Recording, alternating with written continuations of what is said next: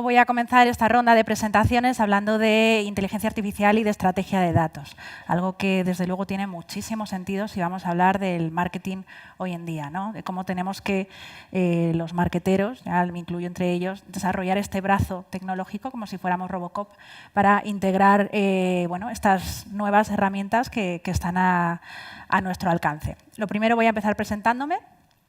Yo soy Ana Jiménez Castellanos, soy de formación ingeniera informática con un máster en investigación en inteligencia artificial. Llevo toda la vida trabajando en inteligencia artificial, en el mundo de la investigación.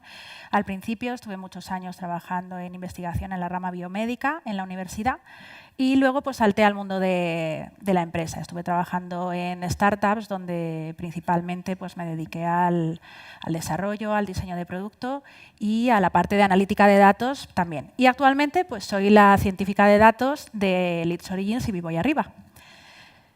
Bueno, nos podéis encontrar tanto a Leeds Origins como a mí en Twitter, claro, teníamos que estar ahí. Y el hashtag que vamos a utilizar durante el evento, no sé si lo habéis comentado, ¿lo habéis llegado a comentar? ¿No? Pues vamos a utilizar este hashtag durante el evento, Modern Marketing, pues por si queréis tuitear sobre el evento o por si queréis seguir el evento también en redes.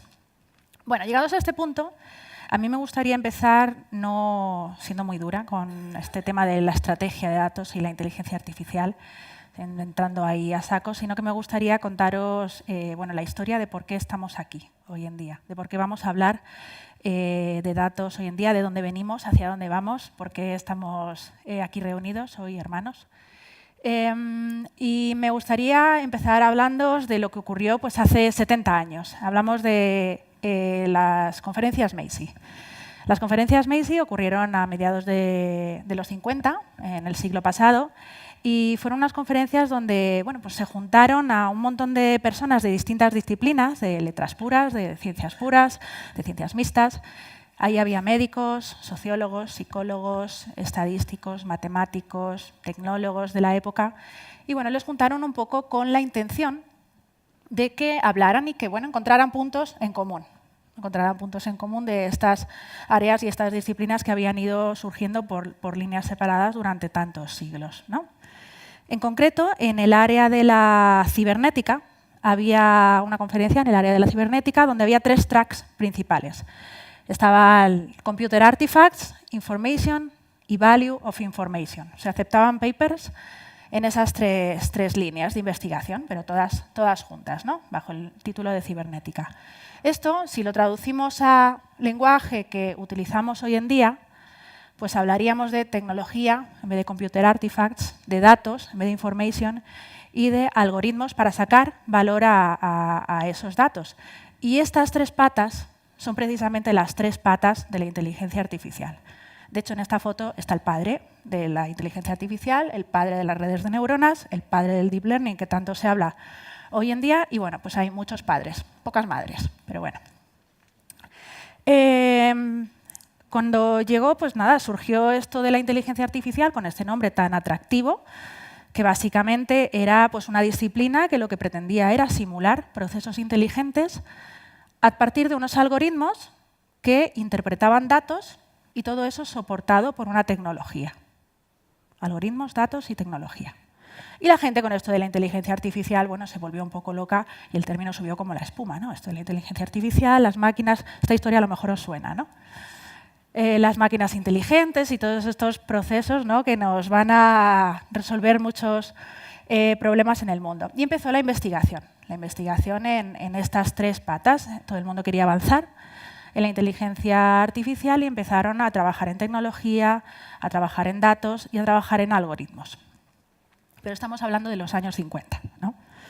Entonces, realmente la pata que más avanzó fue la pata de la algoritmia, que era la pata que todavía estaba un poco, se podía avanzar más. Había ahí más matemáticos, las ciencias de la información acababan de nacer prácticamente, y sin embargo, las matemáticas, la estadística, la lógica eran campos y áreas que ya llevaban años de trayectoria. Entonces, en el campo de la algoritmia, surgieron métodos para analizar datos en formato de texto, para analizar imágenes y que, bueno, pues que surgiera al final la visión por computador. Surgieron otras áreas como el Machine Learning, que son áreas dentro de la inteligencia artificial para analizar datos y extraer los patrones ocultos. Son simplemente eso. Y bueno, pues al final hubo como mucho revuelo. Venga métodos y venga métodos y venga métodos y venga algoritmos, y quedó un paquete de algoritmos estupendo. Pero claro, volvamos a los años 50. Tenemos los algoritmos. ¿Cómo eran las máquinas entonces? Bueno, pues rústicas, primitivas, no sé. ¿Ejecutaban una raíz cuadrada en una noche? Bueno, pues a lo mejor esos algoritmos que tanto avanzaron en aquel entonces, cuando los llevabas al formato de la máquina y se lo dabas a la tecnología, pues la máquina se atragantaba, ¿no? No llegaba.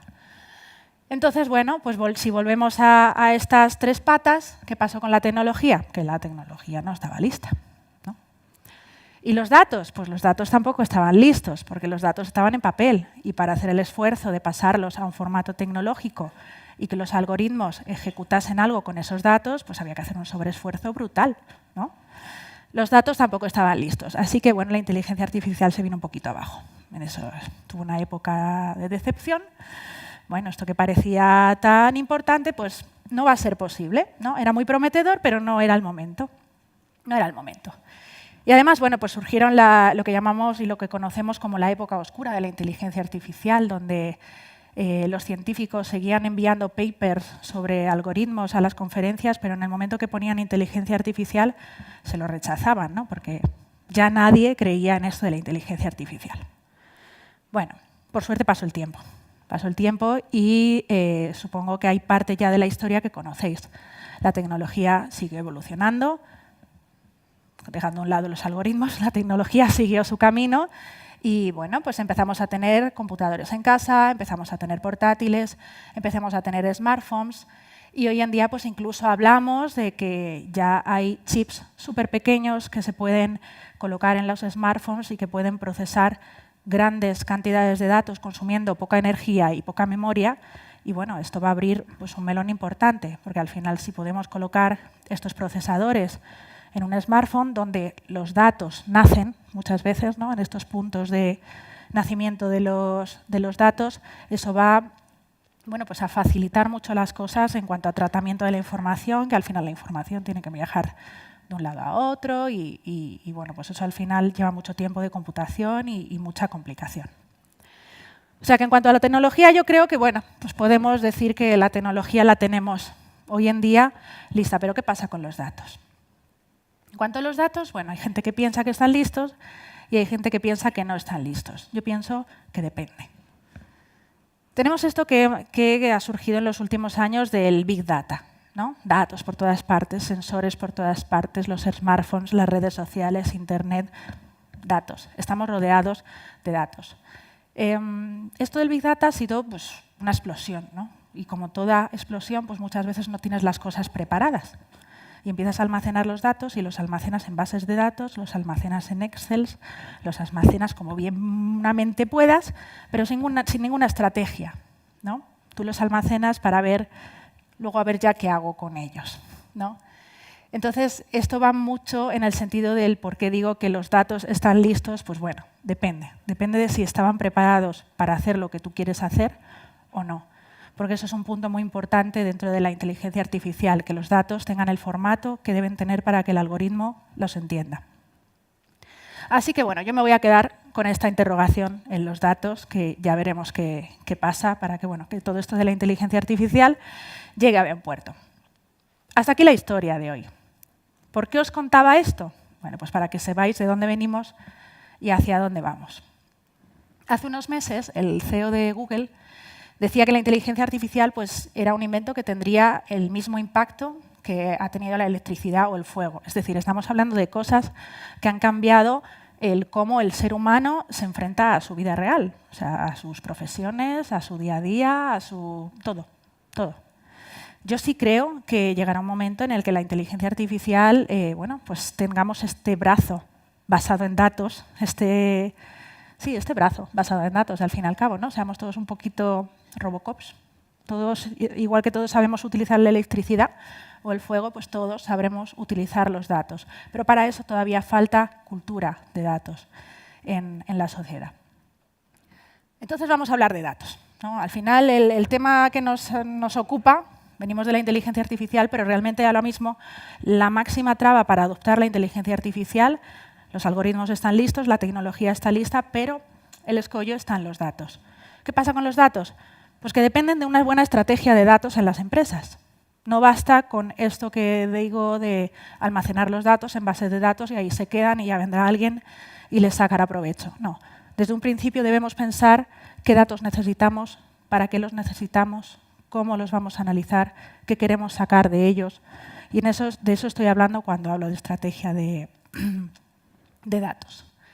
Hace unos años, cuando hablábamos de estrategia de datos, nos lo imaginábamos como una receta, ¿no? Tú tenías los datos sin valor, que eran como los ingredientes, los mezclabas, los metías en el horno, los transformabas en información, que al fin y al cabo es datos dentro de un contexto. Y luego, bueno, pues para que esto ya tuviera sentido y los pudieras vender y les pudieras sacar provecho, les dabas una capita de presentación y luego pues te lo comías y eso ya era conocimiento. A mí me gusta más pensar en otros procesos. Lo puedo asimilar a una receta también, pero hay cosas que me faltan, como por ejemplo el ir a la compra, ¿no? Aquí no está y hay que ir a la compra para conseguir los ingredientes. Entonces me gusta pensar en otros tres procesos, que son el proceso de recopilación, el proceso de procesamiento de la información y el proceso de activación. Son tres bloques, tres grandes bloques con sus patas, pero son tres bloques que se pueden ejecutar por separado o lo suyo es que, bueno, esto es parte de un proceso. Primero recopilamos la información, todo bajo un plan, luego la procesamos y por último la ponemos en valor.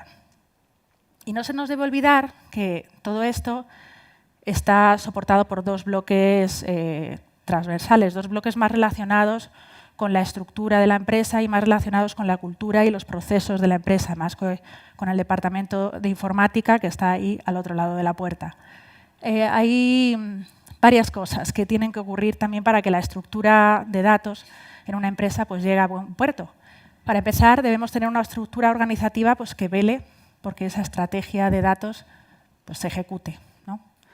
De alguna forma también debemos tener conocimientos sobre la gestión de los datos en la empresa, cómo vamos a transformar esos datos, cuál es la lógica de negocio asociada a esos datos, porque la máquina pues, de por sí no se la va a inventar. No, por mucho que lo llamemos inteligencia artificial, no es inteligente, son algoritmos.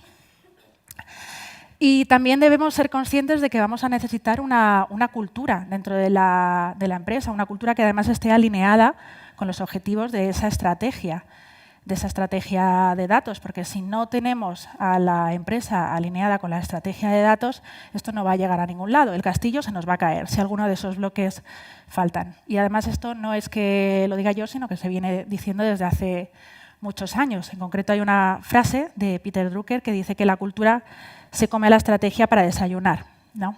Y es cierto. O sea, por mucho que tengas tú una estrategia de datos estupenda, con un lazo monísimo y con todas las fases previstas y todo el equipo que va a gestionar eso, si la cultura de la empresa, si el CEO de la empresa no está implicado en esa estrategia de datos y si no pone los recursos necesarios, si no está no sé, dispuesto a realizar este cambio, se te va a caer el castillo. Vale, una vez que ya sabemos cuáles son los tres grandes bloques, o los 5, de una buena estrategia de datos, pues voy a hablar un poco de qué es lo que se hace en cada una de esas etapas. Para empezar en la recopilación, pues bueno, su nombre casi lo dice todo, ¿no?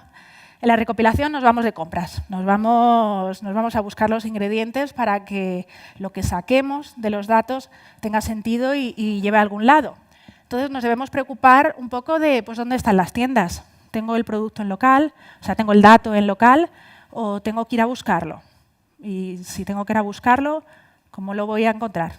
¿Voy a desarrollar alguna herramienta, una herramienta tecnológica para descargarme esos datos? ¿Se pueden descargar de otra forma? ¿Me voy a descargar un fichero? pero me tengo que hacer una serie de preguntas.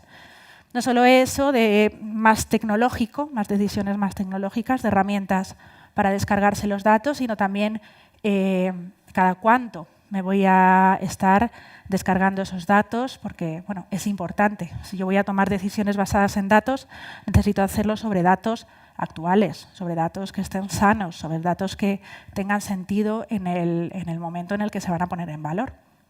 Entonces, a lo mejor, pues bueno, necesito pues, tener una política de actualización de mis bases de datos. En cuanto a la capa de procesamiento, pues bueno, hablamos de que hemos ido a la compra y tenemos distintas fuentes de información.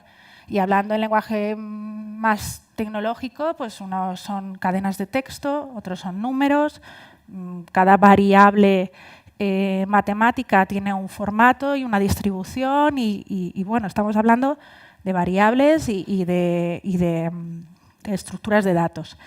¿Cómo vamos a normalizar todos esos datos para ponerlos en un formato común? Aquí es donde entra muchas veces la lógica del negocio.